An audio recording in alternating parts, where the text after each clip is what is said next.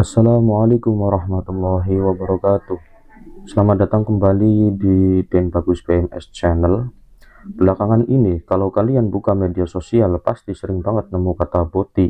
Mulai dari candaan, meme, sampai perdebatan sengit di kolom komentar. Istilah ini lagi ramai banget dibahas, tapi apa sih sebenarnya makna di balik kata ini? Dan kenapa fenomena ini kerasa makin marak atau merajalela belakangan ini? Ya, hari ini kita tidak akan bahas ini dari sudut pandang gosip atau sekedar menghakimi. Kita akan bedah fenomena ini secara ilmiah, psikologis, dan medis. Penasaran kenapa struktur psikologis dan biologis manusia bisa membentuk beragaman preferensi ini? Mari kita bahas.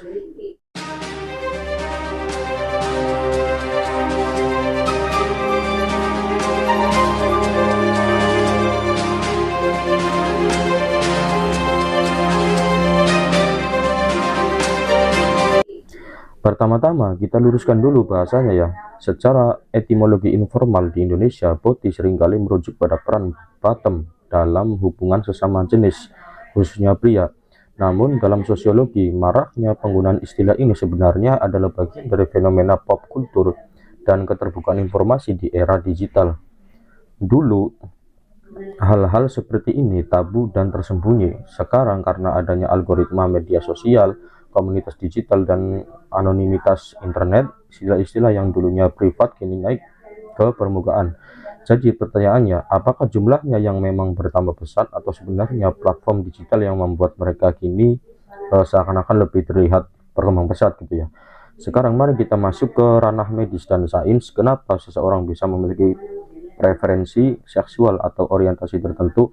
Apakah ini pilihan penyakit atau bawaan lahir? Secara medis, Organisasi Kesehatan Dunia seperti WHO melalui ICD-11 dan Asosiasi Psikiatri Amerika sudah lama menyatakan bahwa orientasi seksual baik heteroseksual, biseksual maupun homoseksual bukanlah sebuah penyakit mental. Secara ilmiah, para ilmuwan melihat hal ini dari sudut pandang multidimensi.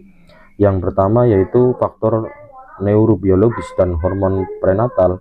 Riset menunjukkan bahwa paparan hormon seperti testosteron di dalam rahim saat masa kehamilan memengaruhi perkembangan struktur otak janin.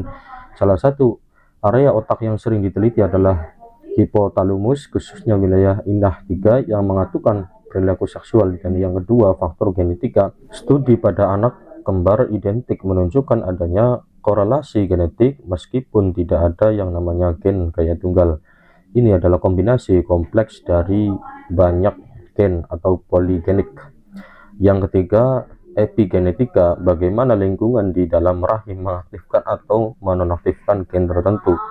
Jadi dari kacamata sains modern, preferensi ini terbentuk dari kombinasi biologis yang sangat rumit sejak seseorang belum lahir, bukan sekedar ikut-ikutan tren atau gaya hidup secara yang dipilih secara sadar di pagi hari gitu ya. Karena fenomena ini sudah ada di tengah masyarakat kita, dunia medis tidak fokus pada menyembuhkan orientasinya, melainkan pada kesehatan masyarakat, public health, dan kesejahteraan mental atau mental wellness. Mengapa ini penting dibahas secara medis? Karena stigma negatif yang ekstrim justru seringkali menjauhkan individu dari akses kesehatan yang mereka butuhkan. Dan dari sisi medis, preventif, kelompok yang aktif secara seksual dalam hubungan sesama jenis memiliki resiko kesehatan spesifik seperti penularan IMS atau infeksi menular seksual dan HIV, terutama jika terjadi hubungan seksual yang tidak aman tanpa pengaman. Disinilah sains masuk melalui pendekatan harm reduction atau pengurangan resiko, edukasi penggunaan pengaman ya, pencegahan medis berbasis obat seperti pre-exposure prophylaxis dan PEP ya, screening kesehatan berkala.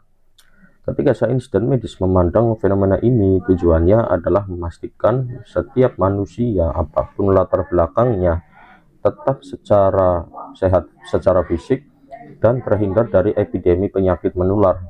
Kesimpulannya, fenomena ini heboh kaum boti merajalela yang ramai di medsos sebenarnya adalah perpaduan antara ledakan informasi digital yang membuat hal tabu menjadi kelihatan, serta realitas biologis dan psikologis manusia yang memang kompleks di sejak dulu kala ya.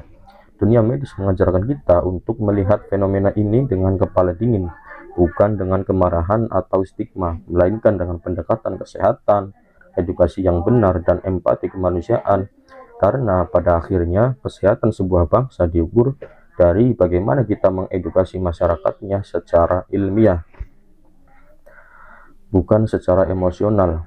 Gimana menurut kalian? Tulis pendapat kalian di kolom komentar ya. Ya, terima kasih karena sudah menyimak. Saya Den Bagus PMS, sampai jumpa di video selanjutnya. Wassalamualaikum warahmatullahi wabarakatuh.